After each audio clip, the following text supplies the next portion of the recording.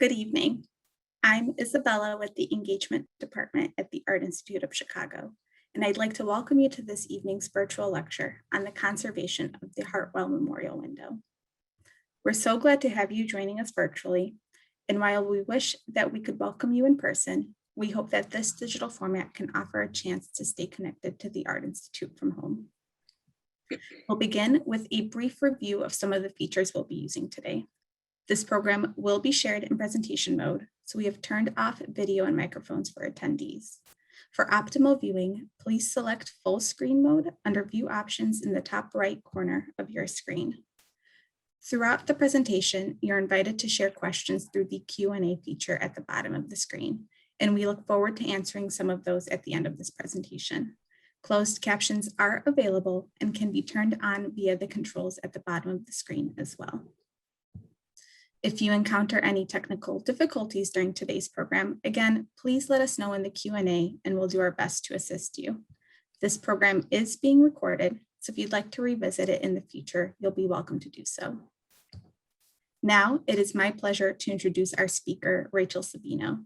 Since 2011, Rachel has been an Associate Conservator of Objects at the Art Institute of Chicago, where, in addition to treatment-related activities, she has been a co-author of the museum's online scholarly catalog of Roman art. Rachel has held previous positions at the National Gallery of London, the Museum of Fine Arts in Houston, as well as the Chicago Conservation Center.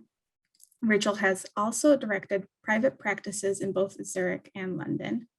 She earned a BA in art history from Trinity University, a postgraduate diploma in conservation and restoration from West Dean College at the University of Sussex, and a certificate in conservation of marine archaeology from the Institute of Nautical Archaeology. Rachel, thank you so much, and I will turn things over to you. Thank you, Izzy, and good evening, everyone. Thank you for setting time aside to be with us to learn more about the Hartwell Memorial Window. It is indeed a once-in-a-lifetime acquisition for the museum, and I'm honestly humbled to be the collective voice of so many people who have been involved in this massive project for over the span of 4 years. It's no exaggeration to say that, like its credit line, the window is monumental, and so has been the effort to bring it to life in its new home. Now, my focus today is on the physical aspects of the window, how it was made, how we brought it here, what we had to do to install it, as well as some of the more interesting things we learned about it in the process. I'm not going to delve into its art historical significance, the history of the Tiffany firm, or even the window's trailblazing designer, Agnes Northrop. Those will be the subject of future talks by my curatorial colleagues, and I hope you'll join us for those as well. But just for a bit of background, for those of you who may be hearing about the window for the first time, the Hartwell Memorial Window was produced by Tiffany Studios in 1917 for the then Central Baptist Church in Providence, Rhode Island. It was commissioned by Mary Hartwell in honor of her late husband, Frederick. The window stands at 25 feet high by 18 feet wide, and the intricate landscape depicts a distant view of Mount Chocorua in the White Mountains of New Hampshire, a much beloved retreat of the Hartwell family. Now, as I mentioned, this project was 4 years in the making, and I personally saw the window for the first time in February of 2018, when I went to view it on site at the now Community Church of Providence. I went there to assess its condition and to determine how easy or difficult it was going to be to take it out. And even from 30 feet in the air, I could appreciate its staggering degree of technical complexity. For one, Tiffany's work was quite contemporary for its time, a radical departure from hundreds of years of stained glass tradition. Instead of applying details onto the surface of the glass, Tiffany used the glass itself to express a sense of naturalism. A host of chemical formulations and mechanical processes can be credited to the Tiffany firm, resulting in the kind of spectacular details you see here. But it wasn't just the innovation of the glass composition and fabrication methods. These spectacular glasses were elaborately arranged and stacked, sometimes up to 5 layers thick, sometimes obsessively so, as you can see in this image on the right, That small buildup of glass is only about 1 inch by 2 inches. And all these pieces within these painstakingly assembled layers were united with strips of lead or copper and soldered together to create the dazzling overall effect. Now, in terms of its construction, the first thing to understand about the window is that although it reads as a whole, it's actually comprised of 48 separate sections. And this had a bearing on the process of extracting it because it meant that each section had to be separated not just from the architecture, but also from its neighboring section. And to do this, we turned to legendary stained glass conservator Mary Clerkin Higgins out of Brooklyn. And I should mention that because we were working with lead, this site was subject to environmental controls. So Mary and her team had to carry out this work in Tyvek hazmat suits inside a tented scaffold in sweltering July temperatures. And so you see why I say she's a legend. She and her team performed the rough but gentle work of cutting through the lead putty, holding the glass in place, and sending each panel down the scaffold inside a custom packing for transit to Chicago. Back at the museum, we were coming to grips with the reality that an enormous window was on its way into the Henry Crown Gallery atop the grand staircase. We chose this space for one, because it's befitting an object this significant, but it's also one of the only places in the building where something 25 feet high by 18 feet wide can live. Now, this space did offer us plenty of surface area, but what it didn't give us was depth. This limitation presented us with some pretty serious challenges. So we started by convening a team of specialists to throw a bunch of ideas on the table. And even factoring in our own considerable pre-existing experience, there is quite simply no precedent for this type of stained glass installation. Our Chagall windows are also large, and they're also very hard to light because of their deep blue glass, but structurally they are entirely different, and they sit in front of a 4-foot cavity that can hold 120 fluorescent bulbs. With nowhere to go behind the Hartwell window, we had to devise both a support and a lighting system that could be contained in less than 1 foot of space.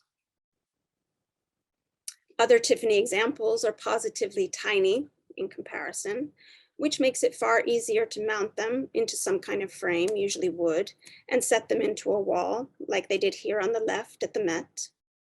Other museums also have depth constraints, like the V&A and MFA Boston, but these installations have the benefit of natural lighting. To make things even more complicated, the composition of the Hartwell window is directly related to its original architecture. And this meant we were going to need to replicate that more or less exactly. So after we took the glass out of the church, we commissioned a laser scan of the empty masonry to serve as a baseline. In addition to the basics of support and illumination, we had 2 additional non-negotiable requirements. One was that each section of glass needed to be able to be removed at any time without disturbing the rest of the window. The other was that we needed a way to repair or replace the lighting system without disturbing the glass. And after countless meetings, drawings, discussions, mock-ups, and field tests, this is what we landed on. So starting at the top right of this schematic drawing, we have a steel support behind which is a track to suspend the lighting system. This track gets pulled out to the sides should we need to replace or service it. The glass is mounted onto metal plates, bolted onto the steel support. And finally, there's a decorative architecture or fascia clipped onto the metal plates. For engineering oversight, we partnered with WJE, a local firm with a long history at the museum. And as an interesting side note, because of the way the museum developed and expanded throughout its history, there is no single existing blueprint of the Crown Gallery. But thanks to our archives, we were able to carry out the forensic research necessary to facilitate WJE's work. Ravenswood Studio here in Chicago was contracted for custom fabrication of the steel frame. Lighting was one of the biggest challenges on this job. I mean, in terms of output, our ask was huge, essentially to rival the power of the sun. And our depth constraints led us to a brand new system made up of strips of LED lights all strung together to form a curtain.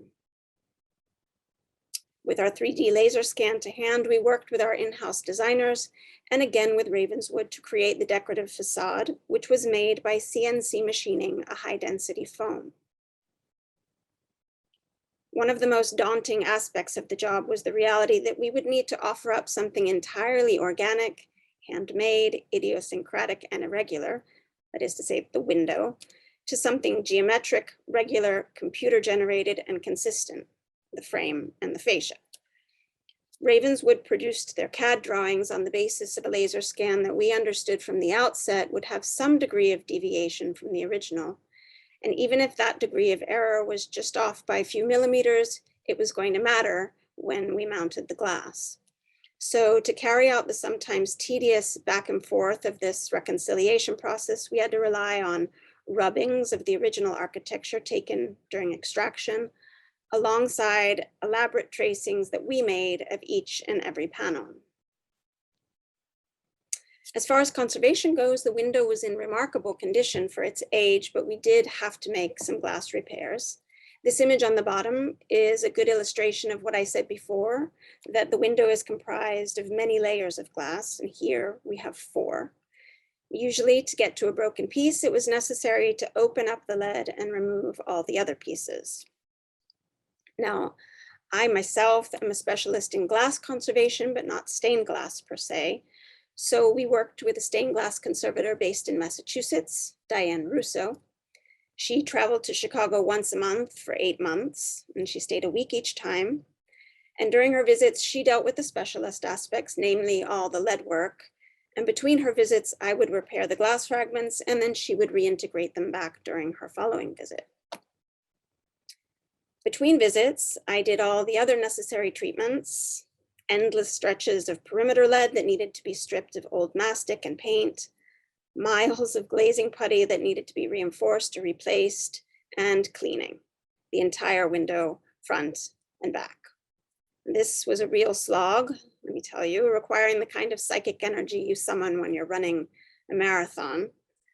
I thought of contextualizing this for you in terms of the number of hours of podcasts I listened to, but I lost track of that a long time ago. But what I can tell you is that the number of linear inches of lead and putty that I handled is equal to the height of one of the towers of the Golden Gate Bridge. And my cleaning was the equivalent of using Q-tips to clean the floor of a 2-bedroom home. An object this big presents loads of logistical challenges that might not even occur to you at the outset, like how do you even take a photograph of it?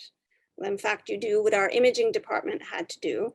You spend 3 solid weeks shooting each individual panel and then painstakingly stitching all those images together to make a composite. When the conservation and imaging processes were done, we began fabricating the mounting plates. The plates are made of 1/4-inch aluminum, either cut by hand or assembled and welded to the exact shape of each individual panel of glass. And I just want to pause here to show you how exacting this process was and why that reconciliation of all the math was so important. The information from both the CAD drawing and the Mylar tracings had to be transferred to the surface of the plate prior to cutting. And once these were positioned in the correct location, punches and drafting fluid were used to mark the cut lines. Our basic concept for every mount, be it large or small, was to secure the glass to the back using brackets made of extruded aluminum Z-bar. Now, despite the inherent simplicity and modularity of this system, these stats here at the bottom give you an indication of just how labor-intensive that process was. To accomplish this phase of work required full test fittings of each plate. We had to carry out this step to determine what shape Z-bar we needed, where we could put the brackets and how much pressure we could apply, whether or not any of the brackets needed to be customized. And since the largest panels can only be handled in an upright position, it required fabrication of a custom easel. Each bracket was painted and labeled, and the mount plates were painted front and back. And to bring all of this home in terms of scale, we used 216 feet of Z-bar stock. That length is longer than 2 blue whales, or 3 school buses, or 6 elephants, whichever metric strikes you as the most formidable. One of the other challenges in managing a job of this scale was simply finding enough room. We pushed ourselves into whatever available space we could find or borrow. We were lucky to have been able to use a temporarily closed gallery in the rice wing to store the glass and do our test fittings. But on any other given day, you would have been just as likely to find us using hallways and even spilling over into precious spaces that were generously lent to us, like this cage that ordinarily belongs to our information services department, to say nothing of transiting the mounts back and forth through active galleries. Something I want to emphasize as well is the project management aspect of both the conservation and the mount making processes. In order to cross a panel off the list, an entire series of smaller tasks was required. Keeping track of each of these subtasks towards the larger objective was a job in and of itself, and keeping all of this moving forward on a deadline, even more so. I'm a very visual person, obviously, so in addition to countless task lists, these 2 sets of diagrams that I used to track the progress became indispensable, essential documents. And at every step of the way, we were in dialogue with Ravenswood to ensure that our parallel working processes would dovetail as seamlessly as possible, particularly since the pandemic kept us physically apart from one another.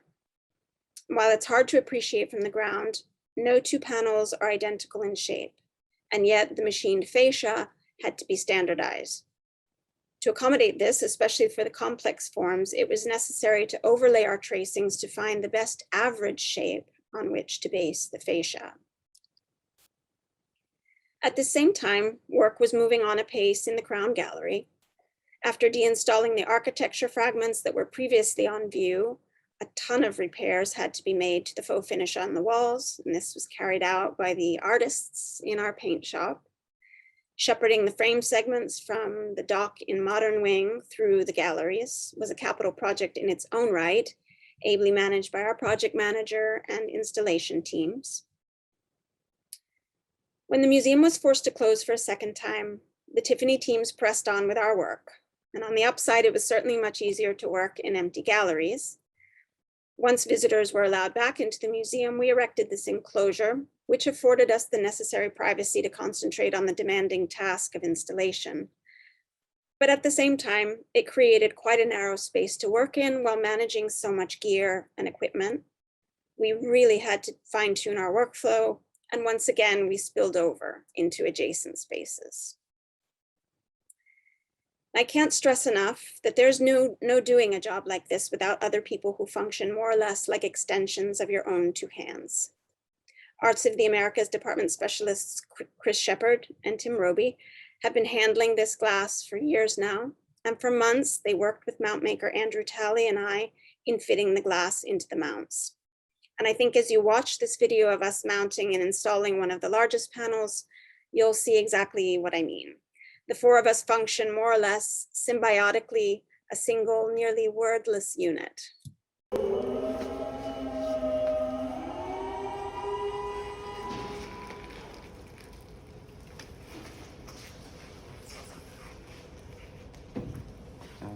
I'm a part fire suit. Yeah, cool. One, two, three. Okay.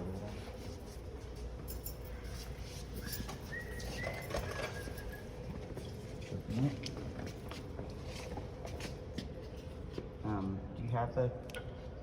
Can't see, so you'll have to let me know, or we need to come towards Definitely, town? I think we need to come towards Tim.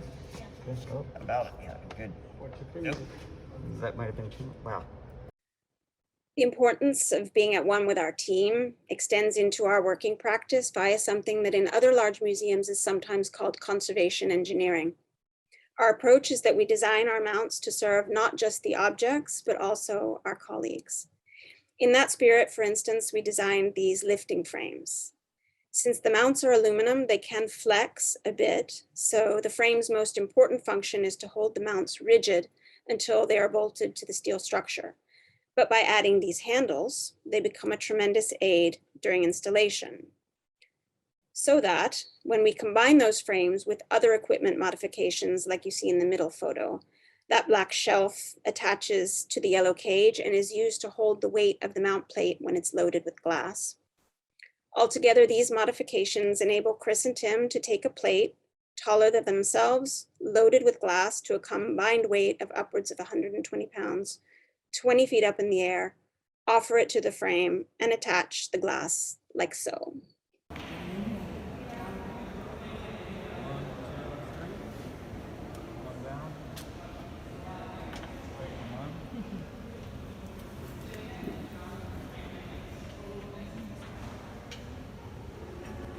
Potentially harrowing process becomes a smooth, controlled operation. Once all the plates were installed, Chris and Tim worked with Ravenswood to install the decorative fascia, which attaches via a system of cleats to produce the finished result. The window is now among the first objects, if not the very first, that visitors see when they enter the museum through Michigan Avenue. But now I'd like to shift focus a bit and share with you some inside knowledge that visitors likely wouldn't see or notice. I'll start by drawing your attention to this area of blue at the top right, the tiny, tiny speck of blue. It's known to us as panel 7EL. Now this panel needed to be opened up for conservation reasons, and when we did, to our amazement, we found these black dots of paint. This is what's known as cold painting, which is a term used to describe any decoration that's not fused onto the surface by heat. This is in contrast to, say, enameling.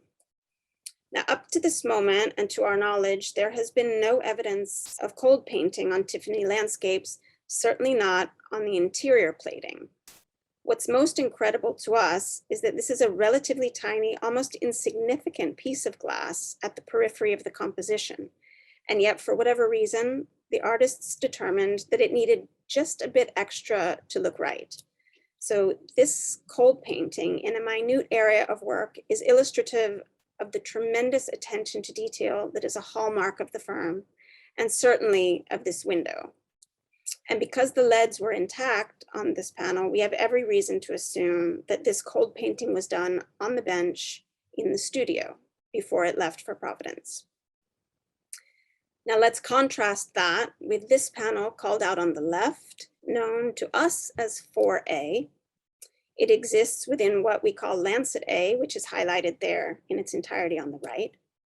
Now, when you look at Lancet A illuminated and from a distance, you see that it reads pretty much seamlessly, with the trunk of that tree in the foreground disappearing behind dappled leaves. But when you get up close, you see there's significantly more going on. So this is the panel as it arrived at the museum before conservation.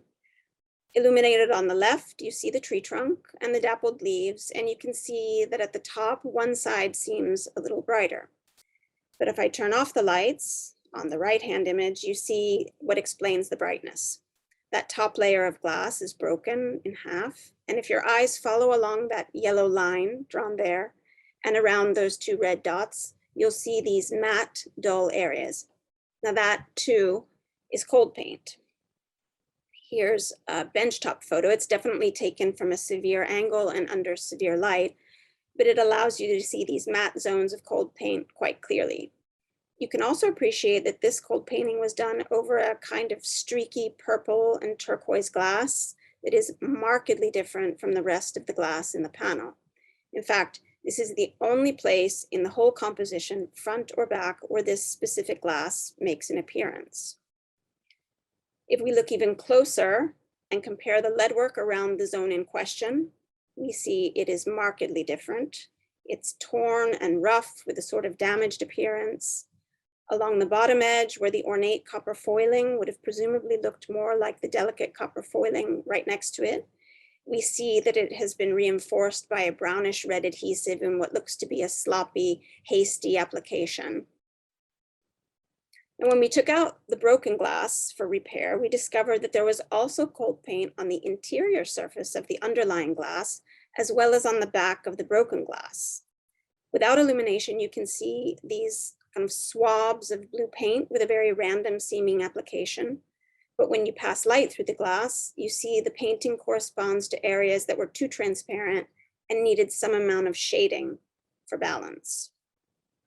So what is going on here? The cold painting on 7EL can be clearly understood as finessing under controlled conditions. 4A, to the contrary, points to a split-second field level response to an unforeseen circumstance that almost certainly occurred on site during the original installation. But what happened? Was this area damaged in transit from the Tiffany studio to Providence? Was it damaged during installation? If so, why did they choose a piece of glass so markedly different from the rest as a replacement? And where did they even get that glass? Was it from a small pallet of glass that they brought with them to the job? Or did they have to source it locally? And how was this decision communicated back to the firm, and who actually carried out the work on site? Together with our conservation scientists, we are hard at work on these questions. It will certainly not be easy to arrive at an answer, if it's even possible to do so. Virtually no records exist, and next to nothing is known about stained glass production beyond the commission stage. Operational decisions, the contents of the on-site toolkit, these are all gaps in the historical record, but provide such an important understanding of working practices. So we're happy to say that our investigations will make an important contribution to an area of stained glass research about which very little has been known to now. As I watch the first waves of visitors interacting with the window, it's an understatement to say I feel a tremendous sense of pride in our accomplishment. We pushed the limits of what's possible and achieved something unprecedented. We positioned the museum as an innovator in the field, and we altogether transformed the visitor experience, all amidst the logistical challenges and emotional toll of the ongoing pandemic. A common refrain I've heard since its unveiling is that the window looks like it's always been here. And I like that thought very much, that it has moved seamlessly from one home to another. From beginning to end, I want to commend the leaders of the Community Church of Providence for their vision, on through to my amazing fellow colleagues here at the museum who, through immense and gratifying collaboration, brought this incredible object from near obscurity to a place where literally millions of people will now have the chance to appreciate it. Thank you again for your interest in this work, and I'm happy at this time to take your questions. Thank you, Rachel. That was such an amazing and interesting presentation. And I do have a few questions that I would like to start with. Could you speak a little bit to how you joined the individual pieces of glass? Oh, sure. Just so happens there's an image available. When glass breaks, what happens is when the light no longer passes through it in the same way that it used to. That's a property that we call the refractive index. So when you think of a drinking straw in your glass of water, when you look at it, the straw goes into the water and then you see the straw move slightly. So as you see this image of the blue glass, that dark line is exactly what's happening. The light is no longer passing through the glass as it would do if it weren't broken. So what I have to do to get that line to go away and to hold it together is to introduce a glue or an adhesive that has the same refractive index as the glass. So there's only one or two types of glass on the, well, I don't even say they're on the market. It's a specialty product that we in glass conservation use. And what I do is I join the two halves and then I put these little Frankenstein-like tape sutures. And then I hope you can see in the image, there's some little dots of what look like liquid. And that's the resin, and it's placed on the break edge and it slowly wicks into the break. And you can see certain places along the join where that dark line is going away. So that's what's happening. The resin is wicking into the break and there's a substance in there now that basically restores the refractive index, allowing the light to pass back through it once again the way it used to. So that is glass repair in a nutshell. Thank you. For the next question, how long did this entire process take to completion? And do you also happen to know how much the glass weighed in total? I know my curatorial colleagues were approached about the window in 2017. So from that first inquiry to unveiling was 4 years. The heaviest panels, the lowermost register that has kind of a trefoil shape, those panels weigh around 60 pounds a piece, 60, 65 pounds. And then they range from 50 to 40 on up. So I don't know that we've ever tallied the total weight of I don't have the total number to hand, but 60 to 65 pounds for the lowest register and 50-ish on up to 40-ish for the other segments up top. So less than a blue whale, but maybe somewhere in an elephant range. I should do that comparison, actually. That's good thinking. Could you speak to what % of the glass itself needed to be fixed or revitalized when you were going through this process?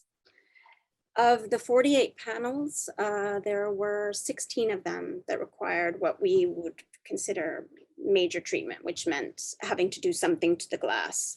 So that's about a third, I would say. So it really was in very good shape for its age.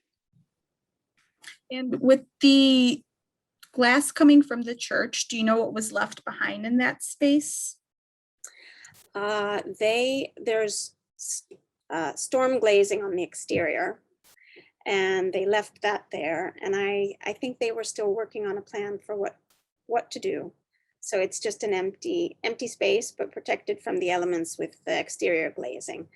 And yes, I haven't had an update on what they decided to do, but when we left it, it was just air. I'm sure something will end up in Yes. there.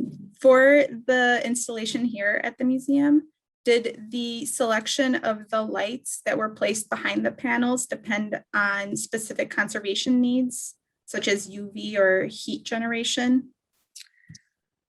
Our main goal was simply transmission of light, because once we realized LED technology is evolving so rapidly, but right now we are at the outermost limit of what's possible in terms of output. So we originally had very sort of vivid wishes of wanting to maybe adjust the light throughout the day, or illuminate each panel to its best advantage. But we realized rather quickly that it was going to be everything we could do to simply get enough light through the thickest and darkest passages. So I would say that was our number one goal. On the conservation side, we did check to ensure that there is something that can happen called solarization of glass, where glass that has a high manganese content can turn sort of from a green to a purple. Sorry, that's the other way around, from a purple to a green. And so we did check to see that we didn't have any glasses that would be affected by that phenomena. And we also have, in many areas, we have its function is to diffuse the light so it doesn't look like small dots. But we took for granted that some of the diffusing layer would also shield the glass from some of the effects of such intense illumination for such a constant period of time, because it's in its original setting, it was never illuminated full bore 9 a.m. to 6 p.m. every day. It had a very mixed exposure. So we did consider quite a bit in terms of just how much power we would be directing through the glass. And we feel that we're in good shape. And we do look forward to the next iteration of this technology with a view to getting the output up higher. But in the meantime, what we are excited about is we kind of have a reverse situation of what was in the church, because in the church it was very, very dark. But light would stream through the window to such a powerful extent that sometimes the central scene, the sunset, would just sort of flame out, but the lower register would illuminate very strongly. Here we have an exact opposite. We have the same phenomena, but from a different direction. So we have a lot of competing light in the crown gallery. And so certain passages are kind of extinguished from the front, but the central passage, nothing is ever burnt out. But we have noticed that as the daylight moves and certainly as the seasons move, the window looks very different. So we will have, just like in the church, the visitor will have, the viewer will have a different experience every time. And the same thing here, for different reasons, from a different direction, but we've achieved the same effect of not guaranteeing the viewer will see the window the same way every time. So we look forward to winters and snowy days and see how it looks in those conditions.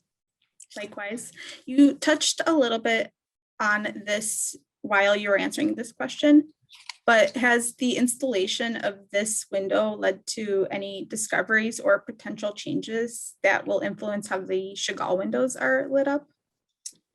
No, that is doing quite well on its own. The thing that I think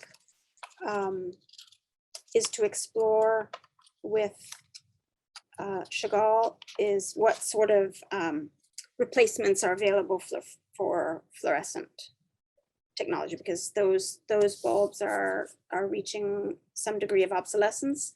So, but we have, we have the physical space to achieve. It's not such a technical challenge from an illumination point of view in terms of getting that output. So whatever happens behind Chagall, they'll be able to, however they choose to update that lighting system, they have a little more space to work with than we do. But I do believe that a rethink of the fluorescence is on the near horizon. Just don't know when. Totally fine. Yeah. And speaking of space, did you consider any other locations for possible installation of this window, or was the grand staircase the only possible place? The only other physical space that it would fit is outside Rubloff Auditorium, across from the Chagall windows where they are now. But it wasn't deemed grand enough for an object like this. So really, the Crown Gallery was the only space that was ever practically thought of. Definitely feels like home in that Yes, space. And it I does. agree with Yes. it not belonging near Rubloff. Yeah. And we do have time for one more question. So were there any original records in the Tiffany archives on the construction of this window? And was there a signature anywhere on the panes of glass that you could attribute to an artist? There is a signature. There's the stamp of Tiffany Studios with the date, I think on panel 2B. Right above in one of the inscription plates on the very lowermost register. So that is there. From what I understand, there are no records of any meaningful kind of the Tiffany studio whatsoever. Again, this is something I lean on quite heavily from my curatorial colleagues, but if there is a record, it's very, very thin on the ground. I think one avenue that we have to explore is the church had sort of a memorial committee. And they may have some insights into the process, and also the architecture firm who built the church. They may have some records that exist from the commission. So I leave that very hard work to my curatorial colleagues, but we really look forward to finding some way, if at all possible, to piece together this amazing puzzle, because it really is almost a never before seen thing. And the evidence of the installers on objects of this scale, architectural type objects, is just so fleeting and so rare. And yet it counts an enormous amount towards why it looks the way it looks. So I do hope that we'll be able to find something, but Tiffany, unfortunately, I think is not going to be unlocking many answers for us, the firm's records itself. No, I mean, we joked about this earlier, but I'm sure the records are tucked away in a box under like 10 other boxes somewhere. Sure. Rachel, I wanted to thank you again, and thank you everyone for joining us for this evening's program. We look forward to welcoming you to the museum's galleries and hope you have an opportunity to see this beautiful jewel in the collection. For more information on our upcoming virtual events, please visit us online at artic.edu and look for our monthly e-news in your inboxes. And we look forward to seeing you again soon.